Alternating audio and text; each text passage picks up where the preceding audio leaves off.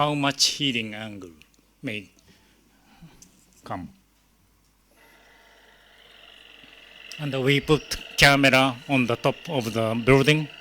We put the camera on board. So we take 3 videos like this.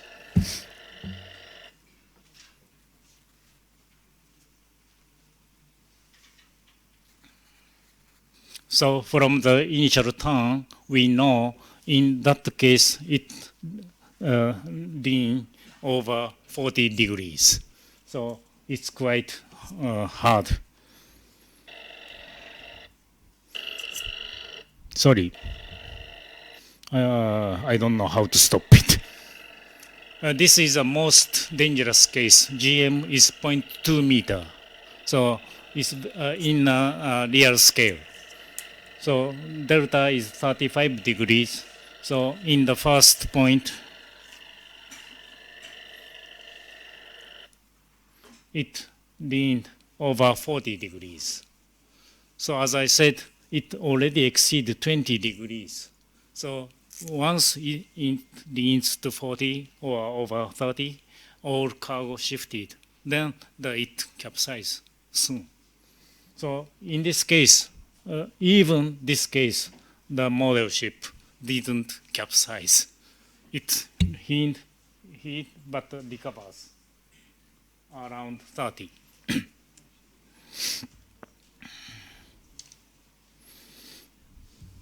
This is a summary. This is the GM. We tested 4 cases using 2 rudder angles, 35 and 15. So we may estimate this is the trajectory, this is the tendency against GM. So if, as I said, 20 degrees is a very critical value. So we need to discuss, is it exceed 20 or something? But this is a designed GM. But as you may know from the TV news, it has a much new extended first class cabin, and we are putting too much cargo, and they are taking out ballast water to keep the design waterline. So many things makes it worse direction. So we cannot say, but it is around here. So I concluded in this case, we are not sure it exceed or not, but we cannot say it didn't exceed 20. So this is done only by normal experiment, free running. We don't need any, facility. Okay, now the main times I continue something. Motivation. I started this kind of accident analysis because most of them, the 40% casualties are by collision and wrecked, grounding, engine failure, so on. And these accidents are caused by in observance of regulation. You neglect red sign, go. Inappropriate watch. You are operating mobile phone during driving. Inappropriate watch shift. You didn't pass a message necessary to care to the next shift members, so on. And unskilled swimmer, beginner. So most of them are human error.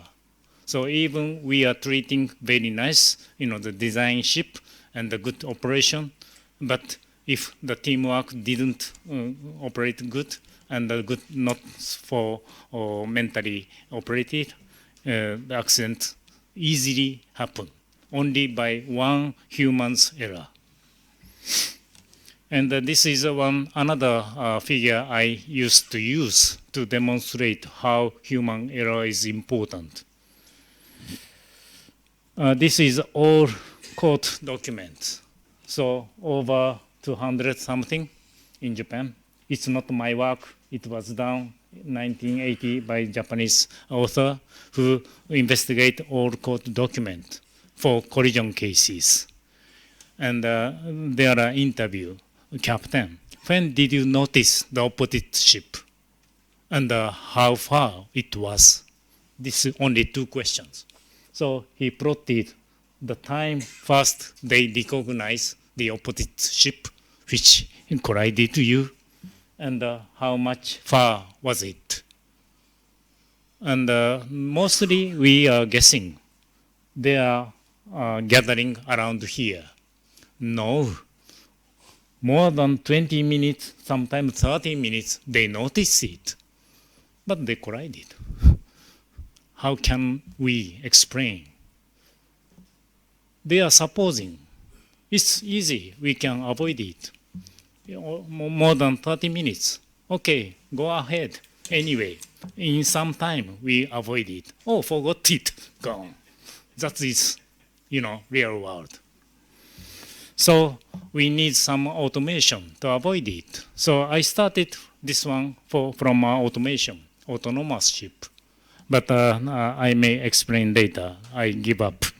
And first, anyway, I do some automatic collision avoidance and marine traffic simulation. This is the one case I skip in detail. This is the own ship going on north. And another ship crossing from northeast to southwest. And here they avoided automatically. How do? We are detecting the risk of collision. So we are guessing how much risk are accumulating. Then once it exceeds some threshold, I ordered the autopilot change course. So this is a way. And this is an experiment we do. I like experiment. Even I do some algorithm. I try to confirm by simulation, then experiment. And this is an experiment, and the original ships going from here to there if nothing happens. But I do experiment. This is the result. In this case, 5 ships, 1, 2, 3, 4, 5, 4 ships are colliding or approaching. So each ship avoided in safe. This is the absolute plot. This is the relative plot. And this is a result of the free running experiment.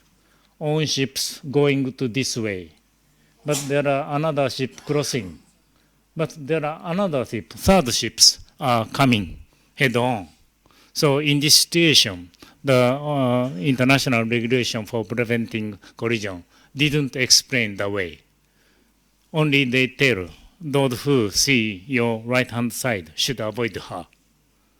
On this rule, if 3 ships meeting, nothing can do. They cannot avoid, they cannot keep.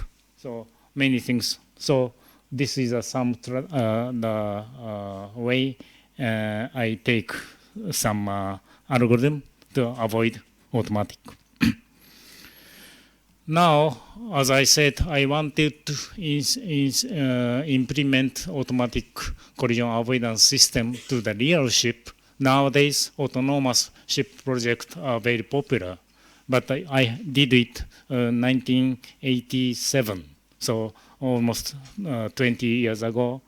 Then, at that time, this is another story to make safety assessment using marine traffic simulation. At that time, many people are working on a big table. There is a chart inside, and like a chess game, each time they move one ship at the same time. This is the way they do. Okay, I can use my algorithm to replace this one. So I made automatic traffic simulation system, including collision avoidance.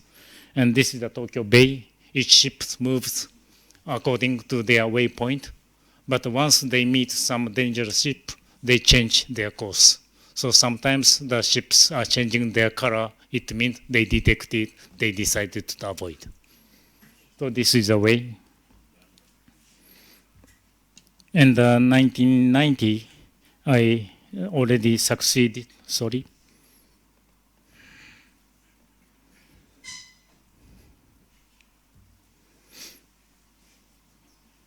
This is the same thing in Tokyo Bay, but all ships are changing their course. This is an AI simulator. Okay, once I simulate all traffic in Tokyo Bay, I can treat also AIS communication. This is a communication engineering, not the ship marine engineering. This is the same one. I simulate all ships in Tokyo Bay, but on certain ship, red one, I simulate the AIS signal. This is a kind of packet transmission. So I simulate how much transmission, AIS transmission are done. I hope it works.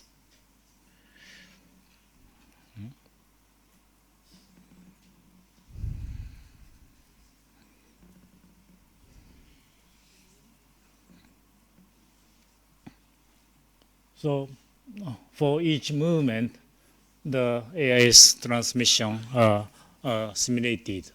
Now I'm doing this one for Tokyo Bay because our Coast Guard are requesting us to simulate 2020. That is Tokyo Olympic will be held. So they are discussing how much the security should be guaranteed using AIS. So that I use it.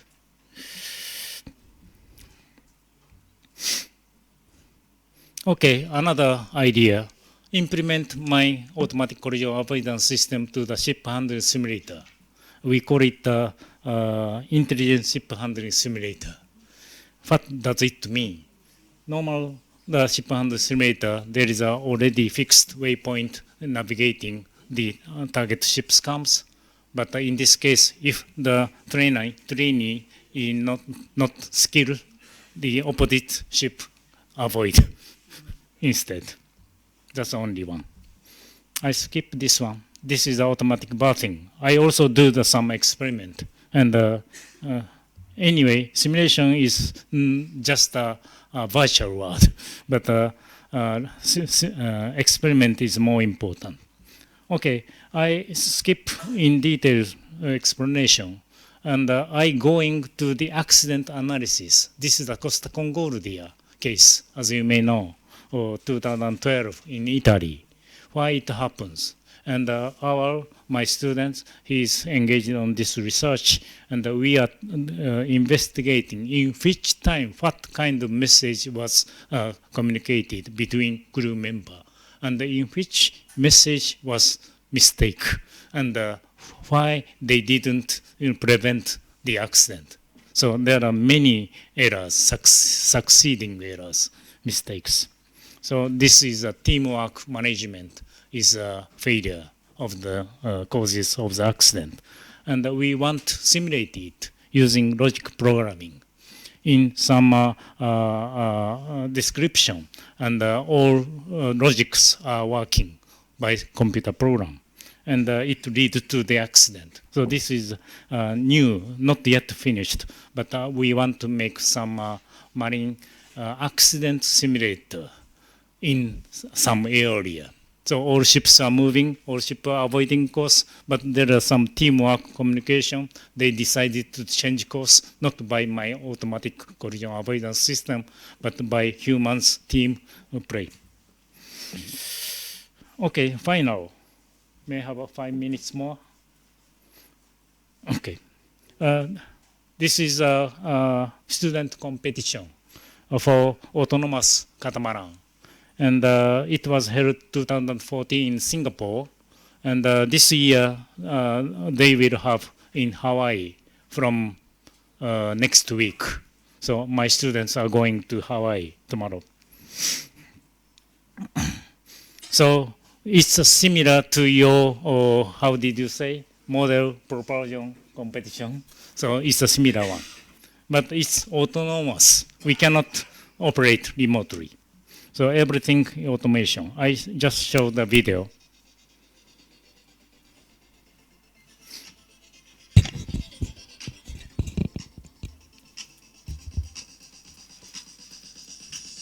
What a week it's been. The inaugural maritime Maritime Robotics Challenge has brought the best of 5 nations together and put their autonomous boats to the test under the extreme real-world conditions of the most tropical weather Singapore had to offer. Sensors were saturated, systems were soaked, and circuits were sizzled, yet the students bravely strove on. Undaunted by adversity and improvising when necessary, 15 tireless teams tried and tried again, tuning their controllers and tweaking their algorithms to maximize those elusive points towards one goal, a single 20-minute shot at glory in the finals. There could be only 6. After one last morning practice, the course was reconfigured and the final showdown began. Here's how it all went down. Team QUT raced through the starting gates, reported the correct color for the pinger task, and made a solid attempt at the dock. But the narrow floating platforms proved unhelpful, forcing the boat into a wedged position that even an experienced driver would have trouble escaping. The team called their run with 7 minutes left on the clock to secure their points. Thais has been a strong team here at the competition and attempted all the 5 obstacles on their final run. With 6 minutes left on the clock, the South Koreans decided to use that one and only run. Today was definitely not a good reflection of their full capabilities, but it was still a very good attempt on the overall, sailing through gates and the final obstacle course. Osaka University showed their bravery by attaching their hydrophone array and attempting the underwater search task for the first time in the competition in their finals run. But the mercurial climate didn't make it easy for them, whipping up the strongest wind we'd seen all week. It took all their boats' efforts to counteract the drift, taking them through the gates and into the pinger area. The short 20 minutes meant high pressure to make decisions quickly. For Team Minion of Embry-Riddle, various unexpected events, such as getting caught in the lighthouse buoy, forced a restart. Thankfully, Embry-Riddle has one of the fastest boats around and was able to attempt a total of 4 runs. In a spirit of no guts, no glory, their last attempt was spent heading straight to the obstacle course, cruising through the start gate just as time ran out. The joint MIT Olin boat took off through the navigation task with gusto and went straight for the pinger. But their automatic listening position optimizer sent the boat into an embrace with the light buoy task that caught its pontoon on a rope. Playing safe with the time remaining, they restarted, reported the correct pinger, and made it through the obstacle course with only 1 buoy touch. Team Shaki from National University of Singapore succeeded at Task 1 3 times, reported a pinger location, but then repeatedly got lost when looking for the docks. Eventually, they ran out of time and didn't have a chance to fix their navigation issues. It must have been frustrating for them, but their first placing in qualifying rounds is testament to their strong abilities. As the searing Singapore sun sets on Maritime Robotics Challenge 2014, it's a time to reflect on what it has meant for those involved. It's been a chance to learn intense lessons while pushing the boundaries. Okay, this is very challenging. So we do not instruct students much. So students themselves try to solve, prepare, and get some sponsorship, so everything. So shipping and exporting, many things they should do. So after this experience, students can be new, candidate to create new thing. So innovation is key to make new success, but persons are the key to the innovation, I believe. Thank you very much.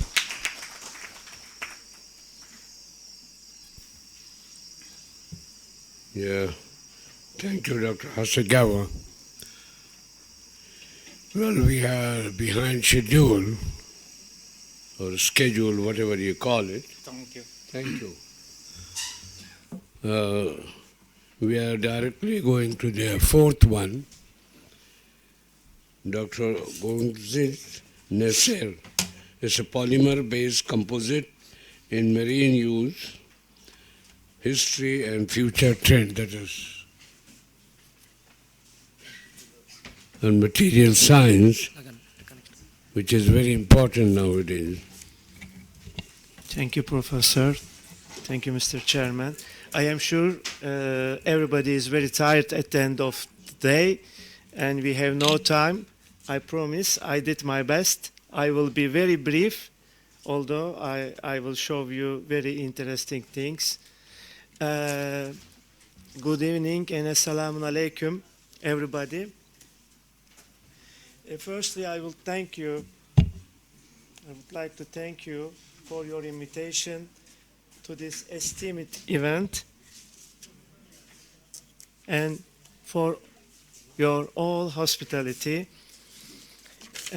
Just like in the other engineering areas, the main struggle of naval architects, thank you, is to achieve an enough strong structure with a displacement as light as possible. For this purpose, even in heavy metallic floating structures, naval architects start to use lighter materials,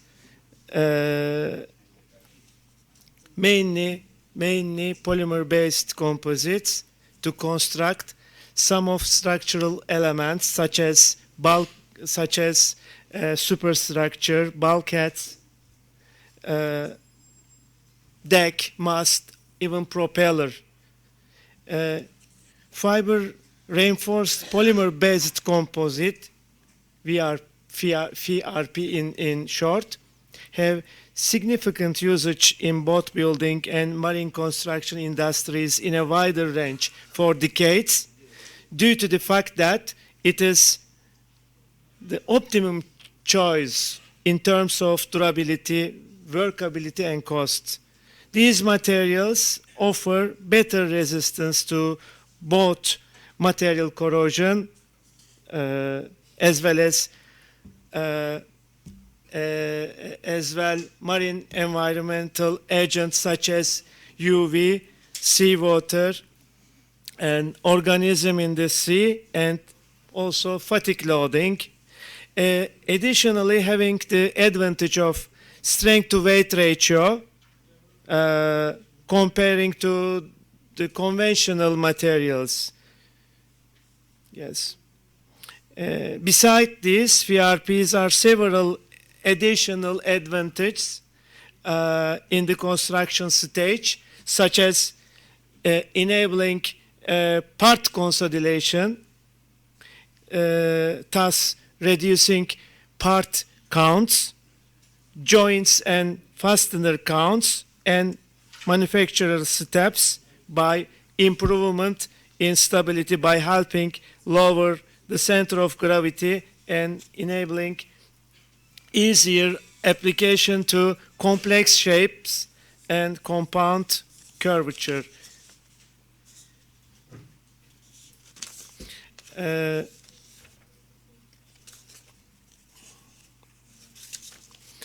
The share of global FRP consumption, I would like to give some numbers. The share of composite material usage in boat building industry has been reached to 6% of global VRP consumption in the world. As for small craft industry, building boats of maximum 50 meters of length overall, composite materials is unrivaled with a share of 70%. Based on the assumption concerning penetration of composites, it is expected that the marine composite market will grow from about 135,000 tons in 2011 to close to 200,000 tons in 2018 at the compound of annual growth rate of 5.6%. This corresponds to the overall revenue growth from approximately 900 million USD in 2011 to about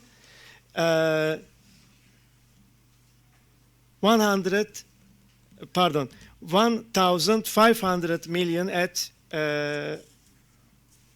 2018 at the at a compound annual growth rate of 7.1%. History of I will show you a short history on FRP production in terms of materials and methods. As you see in the graphics, in the figure, in the middle of 1960s, hand layup method was applied to mat and woven roving fiberglass. From 1970s, sandwich construction started to take place in the related industry, and alternative resins such as vinyl ester and epoxy was started to be used parallel to the development in the market. By the end of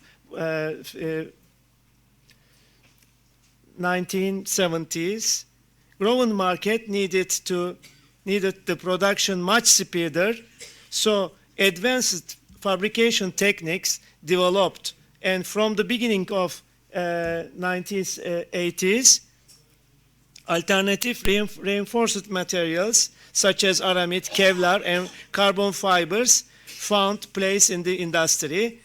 1990s were the time to enter of vacuum-assisted methods and infusion for the production.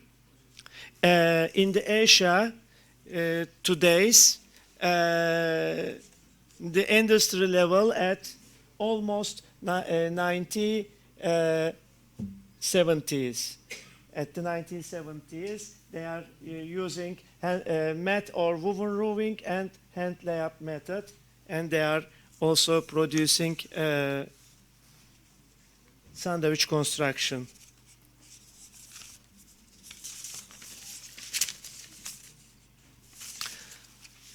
History of FRP in sea starts from USA. In 1932, glass fibers accidentally invented by a company, and then in 1935, fiberglass with just one S produced industrial level by Owen Gorning Company. 1936 is the year of production of matrix, polymer matrix as polyesters of GRP composites by DuPont. They say first GRP boat was built for the military purpose during the Second World War in 1946, and first surfboat in GRP manufactured in USA also. This is the first boat show that GRP boats are were exhibited. Yes. This is also largest plastic, first largest one of production.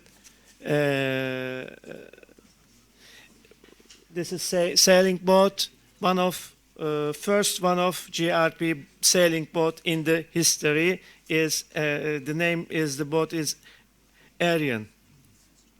As for Europe, history of FRP starts in the beginning of 1951, almost after 20 years from the history in USA.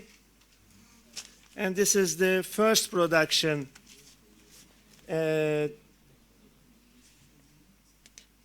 12-feet dinghy in UK. In 1982 is the year of first serial or mass production of FRP sailboat in also UK.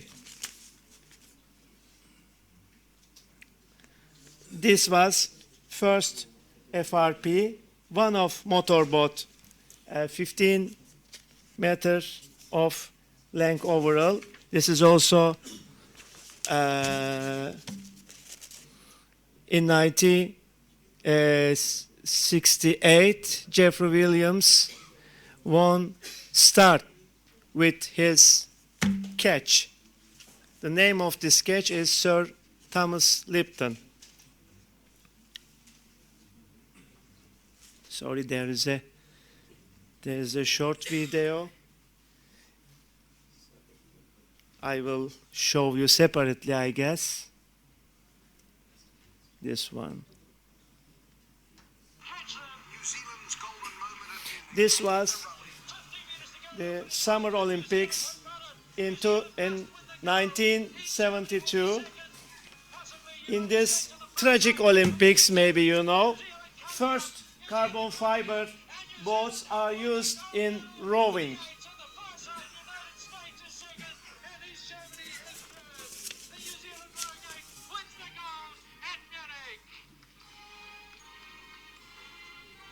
Yes.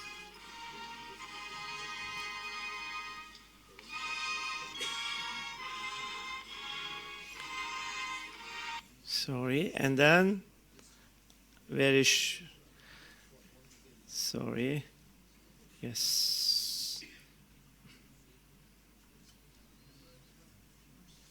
Today, for example, in military purpose, in particular, composite take parts in almost all parts of ship benefited from the superior characteristic of this material.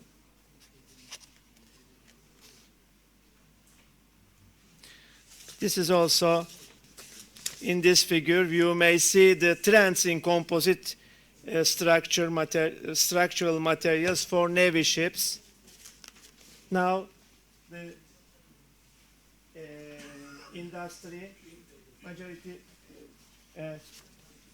industry does not prefer to... Can you use the pointer? Yes. Oh, thank you.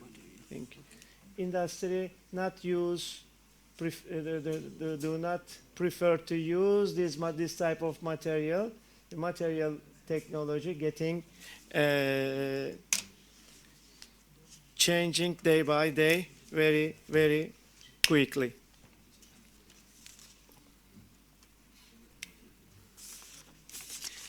The market volume was 23.5 million USD.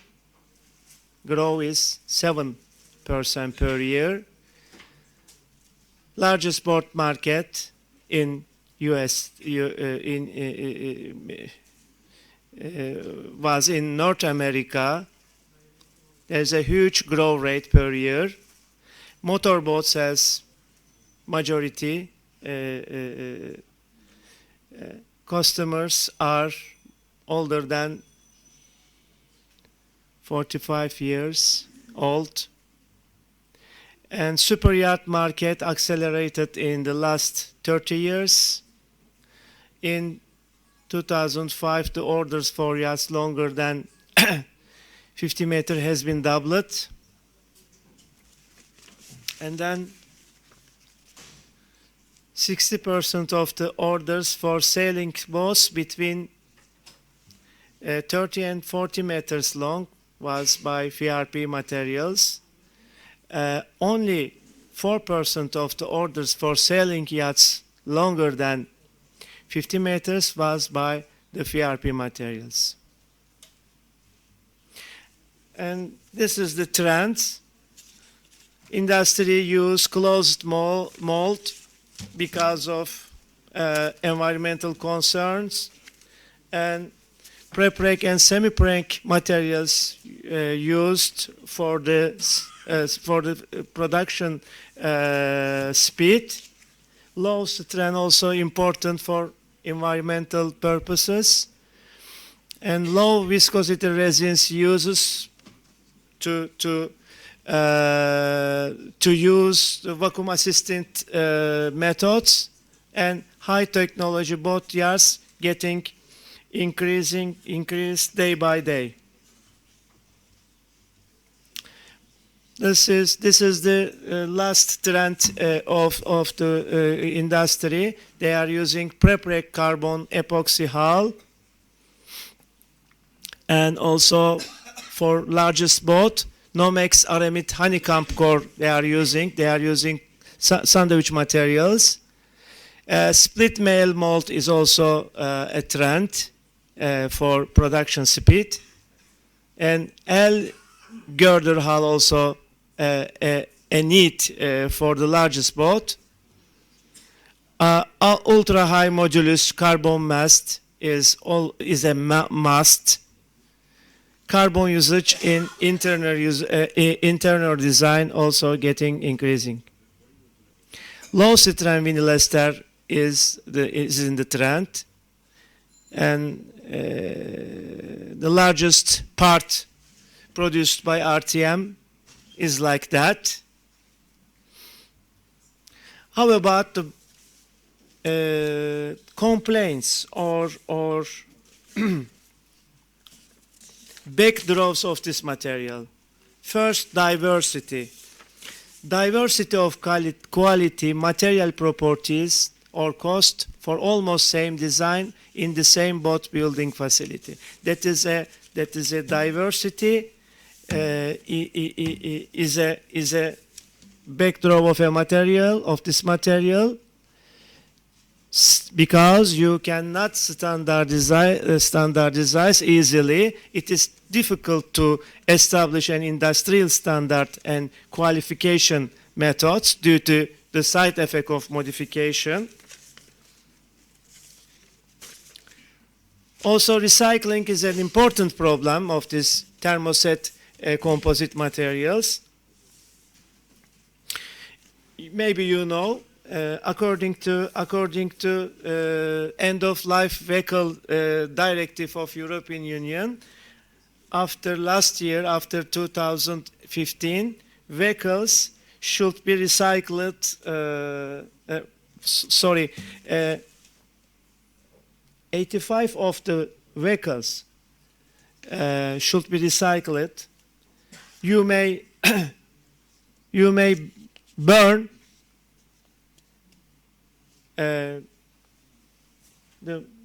this material 1%, and you may burn, yes, you may bury 5%. It is the standard. So it is very important problem for this material. This although FRP or GRP in particular provides a product with good quality and long lifespan, its poor recyclability of this thermoset plastic has been always a problematic area, mainly due to its inherent heterogeneous structure.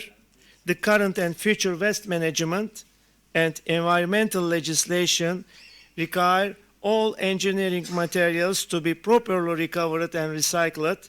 GRP recycling is almost limited to the incineration for energy recovery with no or little fibers recovery. In our research center in Turkey, we have several experimental studies to understand recycling capacity of FRP recyclates. We put recyclates into cement, into road asphalt, into roof covering bitumen-based materials to make them much more stable under extreme temperature. We have some success, but not so cost-effective way to recycle of this type of material. Gel coats also problematic area. Conventional applications cause volatile organic compounds. So gel coats you start to use now. How can I say, low strand materials. And then last one, anarchy. You see the terminology about just one methodology. Terminology about composite production method has been settled, has not been settled. You may see various names for almost the same process.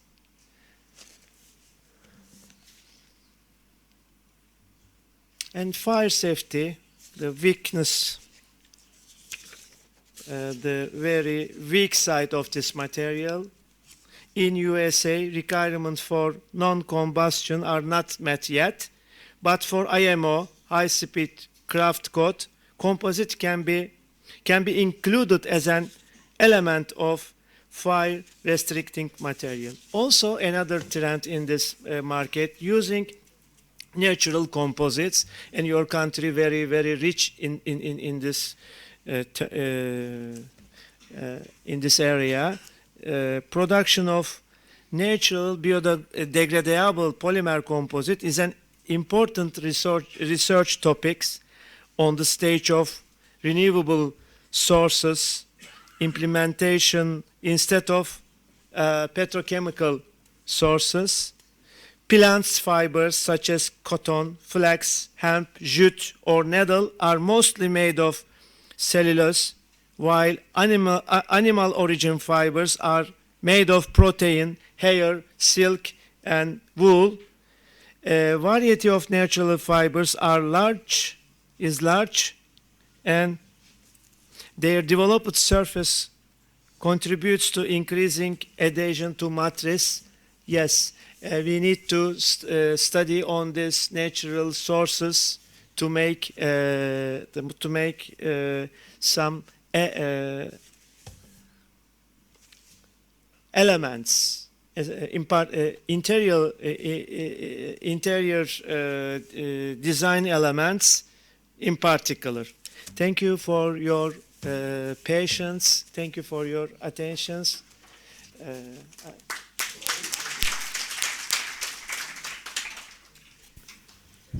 Thank you, Dr. Nasser. Thank you.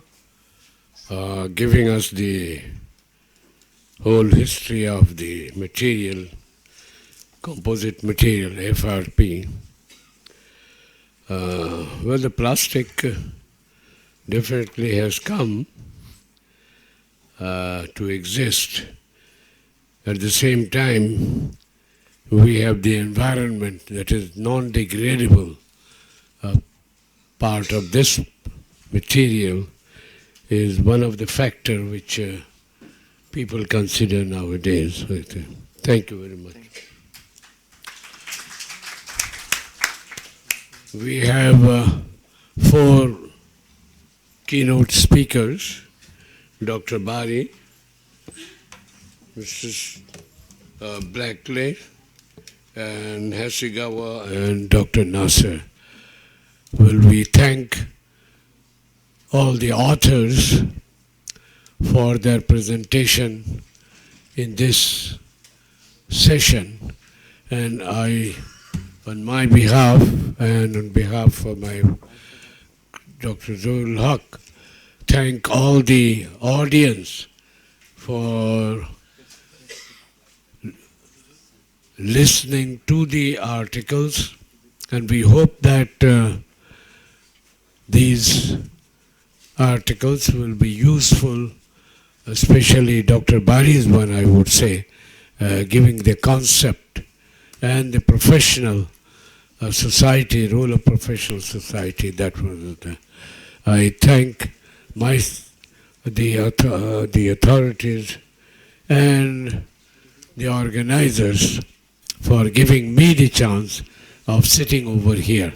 Thank you very much. Assalamu alaikum.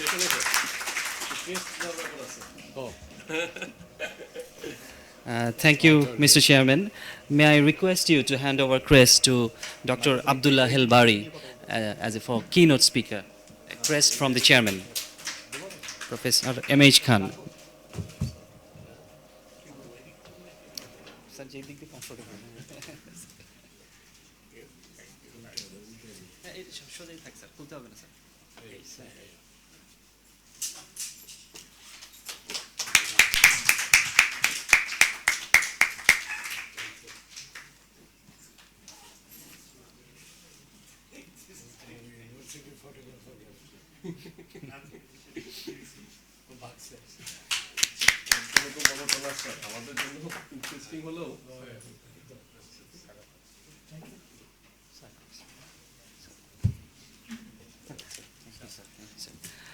May I request Chairman Sir to hand over crest to Professor Kazuhiko Hasegawa, Sensei.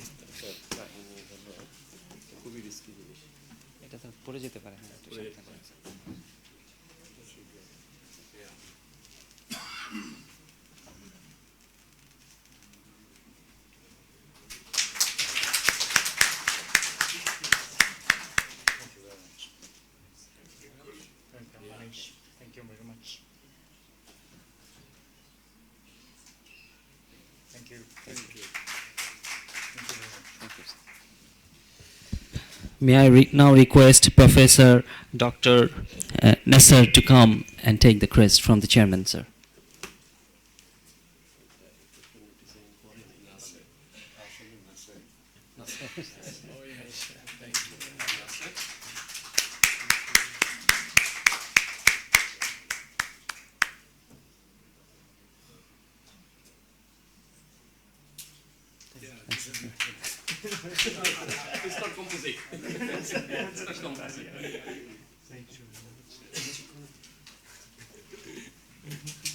Ladies and gentlemen, thank you for your patience. I'm sure you are hungry and tired as well. And we are going to end this session in this council building. Now we will go to a cultural program, which is going to be held in the auditorium, with Central Auditorium, and it will be followed by dinner. So let's close this session and let's move to auditorium. Thank you very much.